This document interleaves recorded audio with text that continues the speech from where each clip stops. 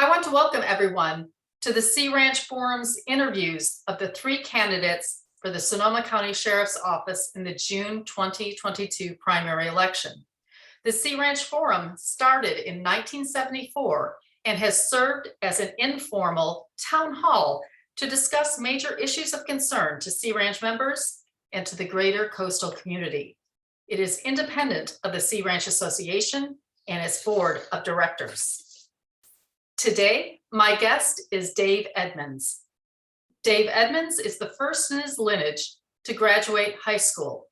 He was a peace officer for 34 years and retired full-time from the Sonoma County Sheriff's Office in 2013.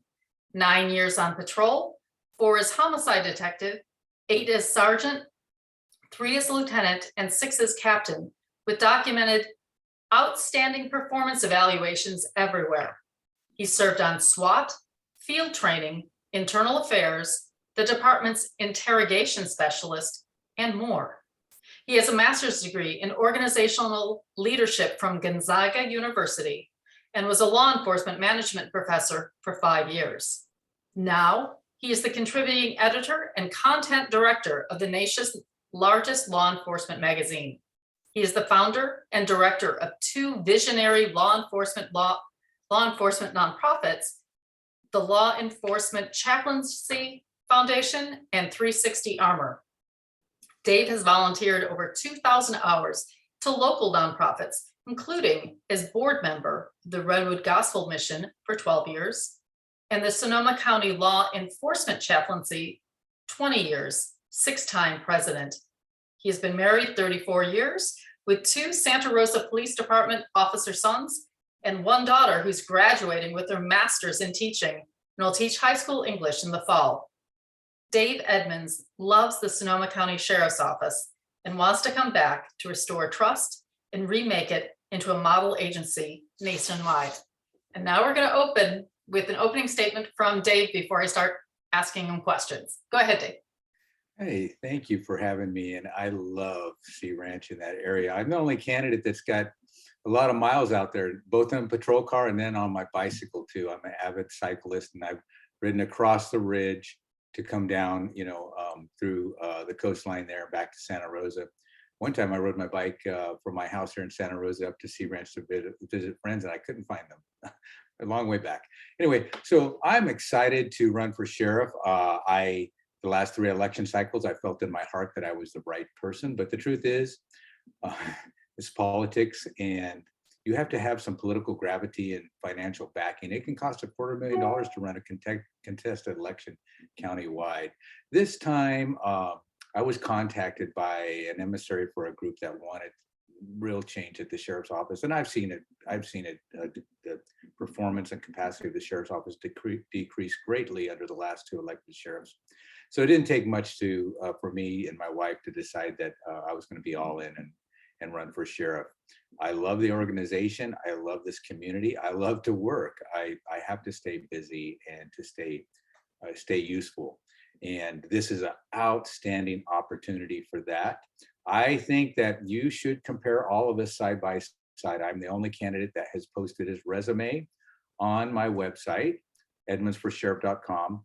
I would challenge my other candidates to expose their resumes as well, because they should be proud of what they've done and let the public compare. But please go to my website and you can read it's a long 5-page resume, but it's, yeah, I worked hard.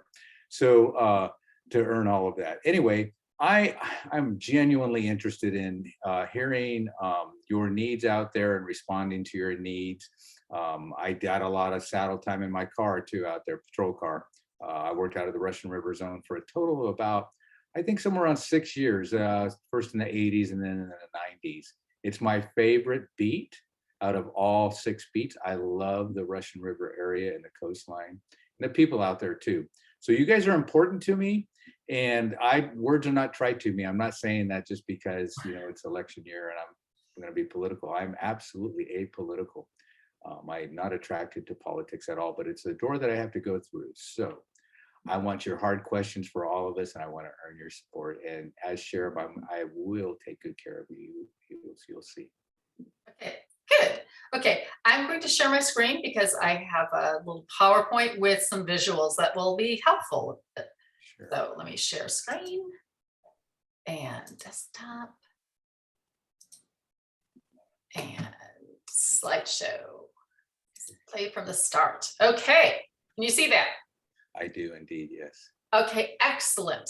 So during our correspondence, yeah, you mentioned that you had been out of the Guerneville substation, like you said in your promo, or at the beginning. So can you describe how the coastal zones are divided up for coverage?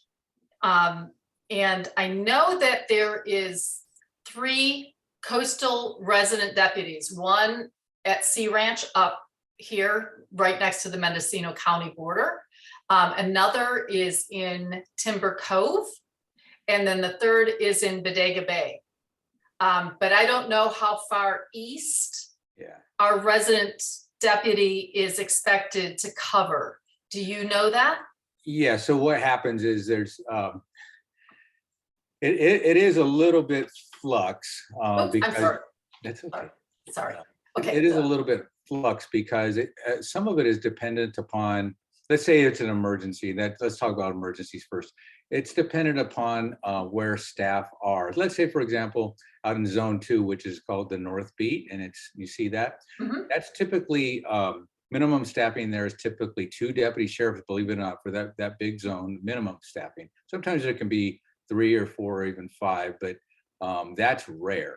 So, but let's say that there happens to be a deputy somewhere around Lake Sonoma and you get a hot call in between. So it's going to be whoever gets there first. So the resident deputies a lot of times are going to be able to get in their vehicle and get out there fairly quickly. So it's a kind of it's a flux area, and it causes what's necessary is cooperation. The same thing for the river substation. I handle calls all the way up to the border. It's just a long time to get there, right? And down in Bodega Bay as well, where there's a larger population base. So we do these things, or at least historically did, because I was out there. I'm the only guy that's worked out there. We do these things as kind of a team approach, and whoever's first person who's available to get out to a hot call will. How's that for an answer? Okay. So I was trying to, so he's not necessarily responsible for all this in this. Well, he shouldn't be out there goofing around if he's got nothing to do. Well, right? no, but if you have a call, and then you're out there, that's. Yeah, so then he's taken away from your population base, which we don't like. We want our staff to be mostly in the population zones because so if your resident deputy's out there, it's because he's got a need or a mission that he needs to accomplish. And a lot of times what will happen is the resident will wait until, if there's something that can wait, an investigation or something like that, he'll work it out with the river zone when their staffing is a little fatter, when they got a little bit more, and say, hey, come cover me because I got to head up, east a little bit. So it's teamwork type of situation like that with the resources that are available. And it's country living, so it's not like downtown Santa Rosa. My boys, my sons who live there, they got maybe for a hot call, a minute and a half they'll have backup. It's not that way where you're living. Right. So what do you consider to be an acceptable response time for emergency calls to the sheriff's department? Where you live? No, overall. Overall? Yeah. Well, that's too hard of a question to answer because let's say, for example, the deputy is assigned. We used to have Roseland, which got taken over by Santa Rosa. It was a busy beat. So minimal acceptable time, in the central part of, let's say, Wickiup, which is still the sheriff's office. I mean, I would be disappointed if we weren't able to get to an emergency call in Wickiup within 5 minutes. It should be quicker, ideally, with any hope. Windsor could come down and cover that. We police Windsor as well. Yeah. But like for your area, I have been in situations where we were not able to get to an emergency need for like 45 minutes. Yeah. And those are rare. Okay. I'm not saying that's acceptable. I'm saying those are rare but real possibilities. So this is, I know it's comparing apples to pomegranates, but this is from the Santa Rosa Police Department and it's 2017. So it's a bit dated, but it's not like technology has changed between then and now, of average response to calls to the different priority of calls. And so, our current resident deputy works a day shift 5 days a week and then is on call for what should be his off hours. And if he is not available, the next resident deputy is in Timber Cove, a half hour away. And then if he's not available, then the next person on the hook, from what I've been told, is the one in Bodega Bay. And that's an hour drive. And if none of the resident deputies are available, then the call is directed to the Guerneville substation. And I know from my own driving from Guerneville to Sea Ranch, it's an hour and a half. And I've heard that from our security department that it can take an hour and a half to get someone from the Guerneville substation. And so my question, when you were dispatched from that substation, you're saying 45 minutes you'd get here? Well, so the Guerneville, the river beat is big. It just depends where you're at, right? It was nothing for me and my partner to be down at Jenner, And by the way, we're driving a little faster than you guys too. But Highway 1, you can't really go too fast. Well, we're experienced drivers, let me tell you that. And if it's an emergency, we're going to drive safely, but beyond the speed limit, definitely. So with deer and blind corners and everything. I've been there. I've checked all those boxes. You have to use wisdom based. If you have a crazed person on methamphetamine kicking in your door with a weapon, we're going to get there as fast. We'll call a helicopter too, to get out there for a truly emergent situation like that. The days are long gone where we're going to take a misdemeanor, drive up there and take a misdemeanor report with no suspect information. That's going to be a phone report, things like that. But we're talking about, caring for your safety. Yeah. So that would typically, by the way, too, you mentioned that Bodega Bay would be your third choice more often and more wisely. And it's going to be this way, at least for me. If they're doing that just as a matter of course of business, I think you need a deputy from the river sub to get out there. Okay, that would be fine by me. So it's like, this is a question I'm going to ask everyone, is like, if your family had an emergency and called for law enforcement, do you think a response time measured in hours and not minutes would be acceptable? Did you say if your family had emergency? Yes, if your family had an emergency. Like my family, any family. Listen, everybody is, to me, the phraseology there. I made a decision. So do my boys. That I will die for anybody. I'm not trying to be maudlin, but it's rest to just follow through. So I will. Your family is as important to me as a peace officer. That's who. Okay. That's what I decided to be. So I think that. Like, for example, Bodega Bay has. Let's just take that. They have an incredible tax base there. So I think that they've got a great argument for augmented staffing. Okay, so talk about tax base. Sea Ranch has 1,800 homes representing approximately $2 billion in real estate. We send our fair share of property tax. No, I'm with you. I absolutely agree with you. And 39 cents out of every dollar goes into county coffers. Okay, for those reasons. So I'm with you. And this is what we want to construct. And I feel this way about your needs out there, is that I want to turn the bright lights up on these realities, because the Board of Supervisors controls the budget. And they, so right now the sheriff's office budget is $210 million. 80% of that is salaries and benefits. So like, there's not really fat to trim. If somebody tells you that there is, they're misinformed.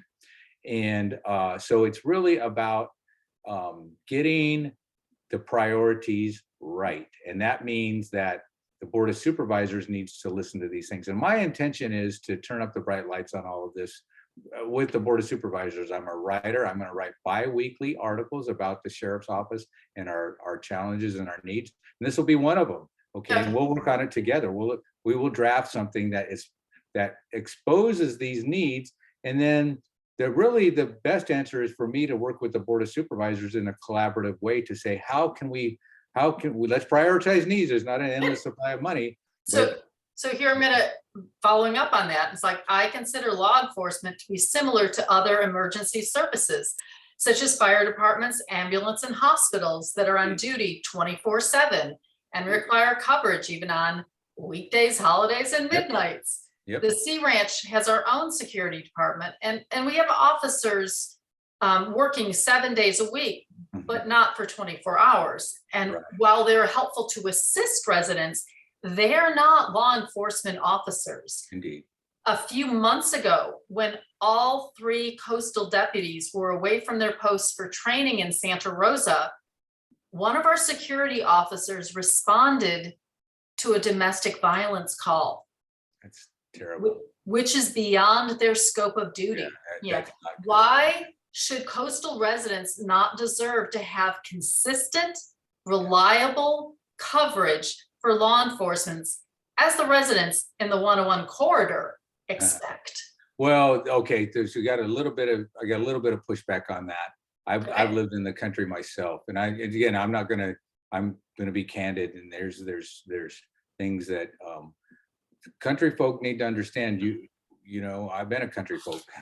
That's one of the things. There's wonderful blessings of living a country life, but you do have an extended response time for emergent situations. It's true. What you're telling me is over the top. However, I'm not. Well, I'm saying that if you pull these people away, why don't you have someone who is covering for them? Because I've worked in a hospital for years, and we can't just say, okay, it's a holiday. Yeah, that was fend for yourself. Yeah, we are not dissonant on any of this. That was unacceptable underperformance by your sheriff's office. I'll tell you that. And if I was sheriff, that would get correction. Okay, that is not acceptable. So on the days off for a resident deputy, why don't we have similar coverage for someone who's here just 2 days a week to be there, as opposed to having someone having to come up? It's like, so first of all, you need to pick the right people. If you remember when Rich Zanino was out there, for example, and Rich just stayed out there. He was present. But they're not on call. Well, no, they are. If they're there and available, if they're physically available, they're on call. For emergent situations, indeed, that's part of the deal. Okay, because right now we don't have that. Well, you're going to have it with me, because if they are present, you have an emergency, they're going. So you will commit to having a resident deputy in our district 7 days a week? Well, I'm willing to. I'm not going to say I'm willing to commit to having a resident deputy. I have to see all of the data. What I'm willing to do, and I'm exposing my heart on this, I will work with you, and we will understand each other. And you need to understand, I want what you want, and let's see how we can get it together. And it may be, this is all going to be budgetary issues. And I manage multi-million-dollar budgets. Most years I come in under budget, because guess what? Government doesn't have any money. It all belongs to you. So what we're going to do is we're going to work on this. If let's say that I win outright June 7th, we're going to get to work right away. Me and you, I'll be up there. I promise. It's truth. And we're going to start penciling this out. So come January 3rd, when I'm sworn in of next year, we will already know what we're doing. So, okay, good. Yeah. So, speaking of budget, in the 2020 budget cycle, Sheriff Essick was given a directive by the Board of Supervisors to cut $14.2 million from the department's budget. Essick threatened closing both the Sonoma Valley and the Guerneville substations. Tell me how the closure of the Guerneville substation would impact response times to the coast if we did not have a resident deputy in our district. That was all bait and switch, in my opinion, and it happens every year when we did this. In 2008, when there was significant contraction of government around the country because of the severe financial crisis, I was deeply involved in that deconstruction of the sheriff's office as an executive there at the sheriff's office. And here's the way you do that. First of all, you quoted Sheriff Essick. This stuff's been going on for too long, and it's not going to happen with me. It's brinksmanship between the sheriff and the board of supervisors, because again, the board of supervisors controls the budget.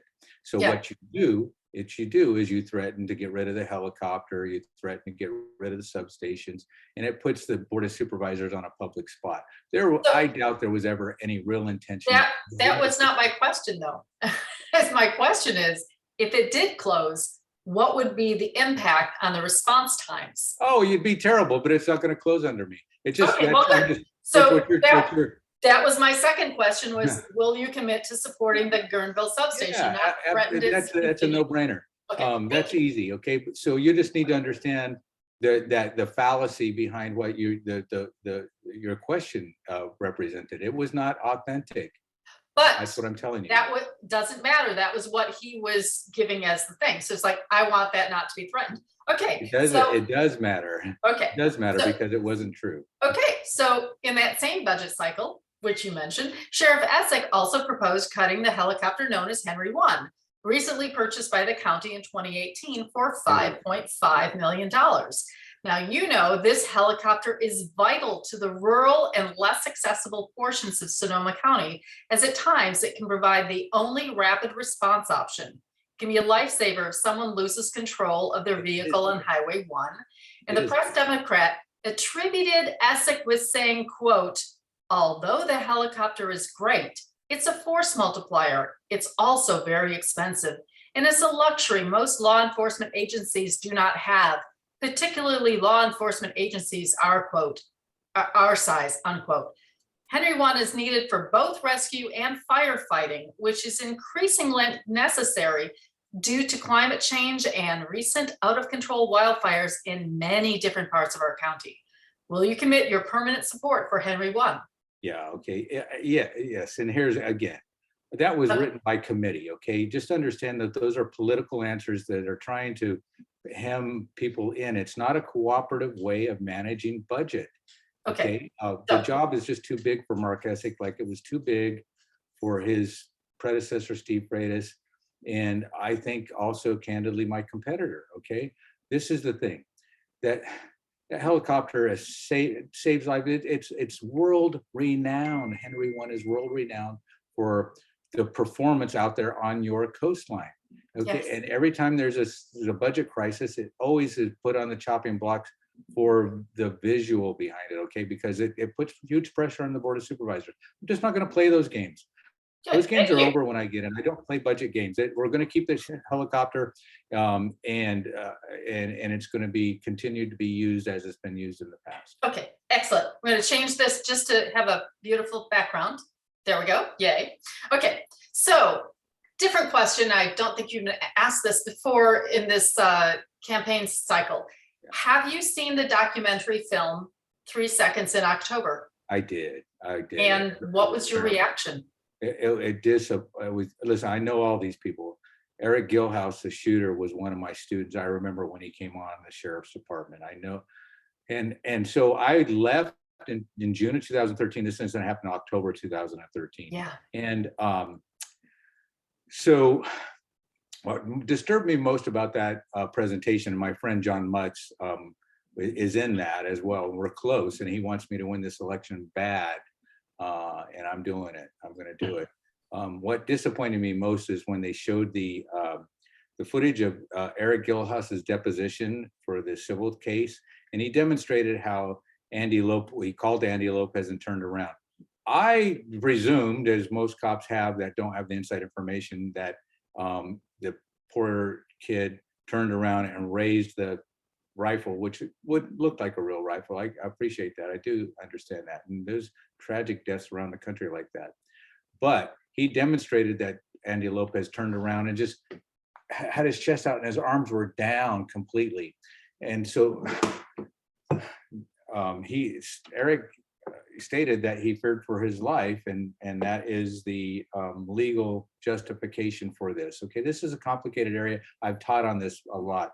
There's another thing in law enforcement called sympathetic shooting, and what happens is, like, if several officers have a suspect, they're pointing their firearms at a suspect, and a suspect does something like a furtive movement, and one officer fires. Sometimes all of them do, because it's a parasympathetic response. There was a young officer being trained by Eric there that moment. Eric is the experienced officer. There was no sympathetic shooting, which also tells you more. So by a youngster, right? A young man who was learning how to be a peace officer. So the whole thing disturbed me greatly. I have a clear, defined agenda how to fix these things, and you don't have time for this, but it's going to be on my website soon. I'll have my complete platform, which will include a lot about that. So keep your eyes peeled. It should be up within a week. If you're a reader, you will understand these things. Okay, this is just a deep, deep area that we can't cover in the time that you have. But I'm going to fix a lot of this. You watch. I know how to do this. Thank you. So your next question is right along with what you said, that you retired in June of 2013. You would have been what, 50, 51 then? I was 50, yeah. Mm-hmm. That's awful young to retire. Why did you retire then? What's your question? Ask your question. That's awful young to retire. Well, here's what happened. I love working. I put myself through the police academy at age 19. While working, I came out number one. I'm incredibly competitive. Okay. I want to win. That's why there's a lot of people in prison right now, still yet, because I stay up night out thinking them, just candidly. I'm going to run the sheriff's office the same way. The new sheriff came in. It was hired at age 50 from the sheriff's department. That's what I'm trying to get at. It's like, that's where I'm going. I only left because Steve Freitas came in and he started ruining the department. Candidly, he left in disgrace. I couldn't help him. I was the senior captain. I was the senior executive with most experience. He wouldn't listen to me. Went a new direction. I wasn't useful. I was coming to work, not being useful. I can't work like that. I did my 30 years. And so my wife and I agreed I could go do other things that were positive. I didn't want to leave, but I wasn't useful. And we see what happened. Okay, that's good. Thank you. So now, next one, your campaign website includes many articles critical of our sheriff's department. And if you're elected as sheriff, you may be looked at as a disgruntled former employee who is now the boss. How will you work to change the culture and processes while trying to minimize resistance from the officers and staff? Well, I'm the only guy that's going to be able to do that, because the truth is, please look at my resume. Good workers run to work for me. I had to always, everywhere I went, I had the best workers in the sheriff's office coming in to work for me. And there's the other part about me. Law enforcement's too much like high school, honestly, if you want an insider look at it. And people are not held accountable enough. And sergeants do this. And now you've talked about my writing. I've written a lot about this. If a person is intentionally underperforming, if a deputy especially is a bully, and there are such types of deputies, or lazy, I have a strong record of dealing with it. I have my highest performance expectations are for me, easily. If the boss isn't ethical and working hard, it goes down the leash. And there's a problem now at the sheriff's office in terms of leadership performance across the board. Some of the people who have been promoted, candidly, I would not have promoted them. They're going to be who I get. Now, I've taught this stuff for a long time. I'm going to teach a type of leadership and expect it from my command, my management, and my supervisory staff, where we take better care of our rank and file so that they're willing to perform. Right now, the performance is in the tank. I pulled the stat 75% of the day on average for all of last year. The deputies had 75.2% free time. They're not working on purpose because they're not, the culture is really bad, and morale is really, really low. I know how to fix this. Morale has always been my number one pursuit, because we're in the service industry. If you take good care of good people, they want to perform, but they have government jobs. When they don't feel safe, they don't feel appreciated. When they're not held accountable, they're not working. And that's what's happening right now. So I'm going to go in and change a lot of stuff. There's going to be some difficult times for some people, but these men and women said that they wanted to work and want to do this job. They're going to. If they don't, I'll get other people. I'm pretty serious about this stuff. I've fired Okay, I got more questions, Dave. Okay. Yes. Okay. You have lived in Sonoma County since 1985, and the only candidate in this race who was here in 1998 when the U.S. Commission on Civil Rights held a hearing regarding law enforcement practices and allegations of excessive use of deadly force. Right. In their report released in the year 2000, Commissioner Yvonne Lee wrote, quote, "Even before the day of the hearing, it was evident that there was a strong divide between local law enforcement and community organizations. While community groups stressed the need for an independent commission to come in and facilitate discussions around police-community relations, law enforcement made it equally clear that we were not welcome, not necessary, and not wanted in Sonoma County. While the commission has held hearings in many instances where the two sides do not see eye to eye on the issues, there has rarely been, in my experience, a situation so polarized as Sonoma County where one side so vehemently denies that there is a problem at all," unquote. So my question is, do you think the attitude of Sonoma County law enforcement has changed much since that time?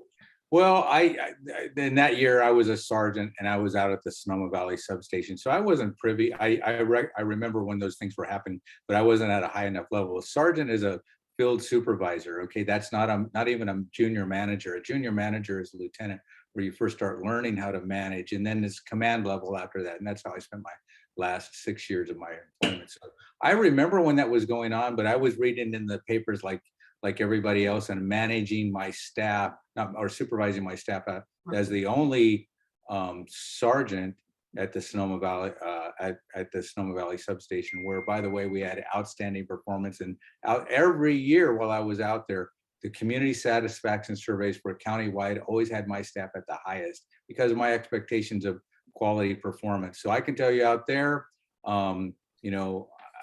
it sounds like this was a problem for executive staff then. Okay. I've paid my dues since then, and I think Okay. that I probably would have handled things much differently. Okay. Next one. In the Independent Office of Law Enforcement Review and Outreach Forum, ILARO, you were asked about the Canine Program and 2 recent lawsuits filed against the county due to abusive conduct by deputies using canine. Right. While you expressed support for the program, you did not specifically mention their use by deputies in rural areas. Mhm. Deputies in the coastal region use canines because otherwise they would be solo. They do not have partners nor backup. Right. Having a canine with the deputy is at least some support if someone were to try and attack him. Yeah. Please expound on this program regarding the benefits for deputies while trying to safeguard the public from possible abusive acts. Oh yeah, I never said that I would get rid of the canine unit. I think they're incredibly valuable nationally and save lives, including cops' lives. So it appears to me, and again, I'm on the outside like you, reading the newspaper and watching the videos and things like that. It appears to me like there's a cowboy culture, somewhat of a cowboy culture going on inside of the sheriff's office. I've talked about that before. People are not being held accountable. There's a bully culture at the top too. So there's a bit of a toxic environment, not a bit, there's a toxic environment at the sheriff's office that needs to be mended. And this is because of the insufficient leadership performance of the last 2 elected sheriffs. They just don't have what it takes. Law enforcement, above and beyond any type of organization, law enforcement succeeds or fails by who is at that top executive position, the chief or the sheriff. Everything goes down the list from that. And that's why things like this propagate. The resident deputies are always going to have canines out there. Obviously, they're great partners and they're going to be well trained and they're going to be managed outstanding. So you're not going to lose your canines. No way. I believe in it. Okay, I have 2 more questions. Yep. Okay, here's one you Easy one probably so know. far, I think. I was hoping Okay. for some harder questions. Okay, here we go. The topic of hate crimes came up in the recent candidates forum. Yeah. Generally, when this topic is discussed, anti-female gender-based hate crimes is never mentioned. Petaluma native Wayne Adam Ford was convicted of being a serial murderer of women. He walked into the Humboldt County Sheriff's Department in 1998, asked to be arrested before he killed again, then pulled out a severed woman's breast from his pocket. He was convicted of murder, but never charged for committing hate crimes against women. Women live in fear of being raped and murdered for no other reason than they were born female. Right. I consider gang rapes, serial rapes, and serial murders of girls and women to be manifestations of misogynistic violence, and that they should be recognized as anti-female, gender-based hate crimes. Will you commit to having your deputies record those crimes as anti-female, gender-based hate crimes and include this in your regular training for officers? Well, I have a daughter. I have a wife, and I know what you're saying, and you put a lump in my throat when you're reading those things, because it's terrible. And I could tell you stories that are just absolutely tragic. So if there's a human being like that is treating women that way, I will be as aggressive as I can in my leadership role of being incredibly proactive to and my response to that. But I want these recorded as hate crimes. We've had 3 anti-female hate crimes recognized in Sonoma County. You have to understand this. If the elements of a hate crime are there, it better be on the report. Okay, if the suspicion of hate crime is on there, it better be documented in the narrative. Period. Right. That's obvious, and if it isn't, that's a failure on the deputy sheriff. And if the sergeant doesn't catch it, who reviews the report, it's a failure there, and those things need to be fixed. Just not thought. It's race and other. I don't know religion, that. I don't know that. But if you say that, if you say that and it's true, that's important to me, and I'll fix that. I just agree with that as an option even for a deputy sheriff. Okay. Last question. If you're elected sheriff, will you commit to returning to the Sea Ranch Forum for an in-person meeting with our coastal community?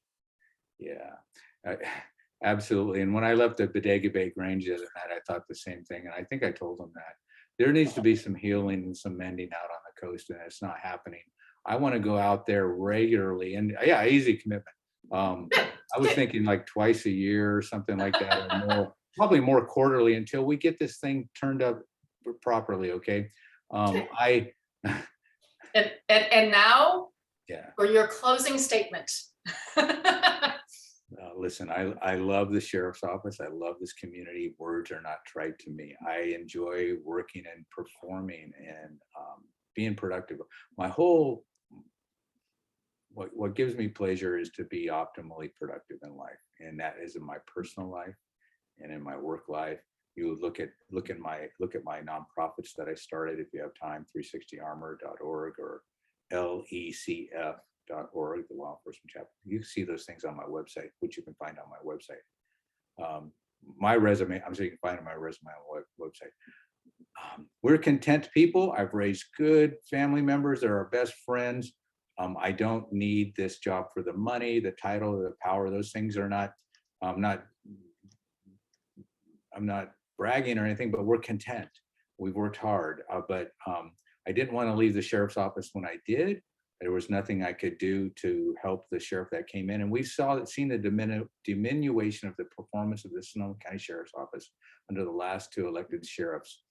It's because they're picking hand-picked insiders. There's 6 in a row now, and if my competitor's successful, there'll be 7. It's not the right way to pick sheriffs. It all gets worked out privately, and the powerful unions, there's a codependent relationship between the powerful unions and the office of the sheriff. I want to break all of that stuff. This stuff is just not healthy. It's not the right way to do law enforcement. I want to change it. And the thing is, if I can get my message out to the 300,000 voters, which are, you guys are voters, please listen. Yes, I'm gonna win this thing. Stack us up side by side by side. I will earn your trust and your support. I believe it. I want to be the sheriff that you want. I'm knitted to this profession. At a national level, I want to make the Sonoma County Sheriff's Office a model agency. I've had my nose to the grindstone for decades, and I believe that I can do that. And that's going to be my dogged pursuit, to turn that organization around and make you proud of it, make us all proud of it. Thank you very much for your time. Thank you. And we're closing in on 39 minutes, which was my target. So excellent. So thank you so much for being with me. And for any of the listeners and voters out here, please check out his website and consider If you like what you see, giving him an endorsement or donation or your vote. And Yeah, thank you very much. that's good stuff. Thank Okay. you very much. Okay. Okay. And that's it for today. Thanks. Bye.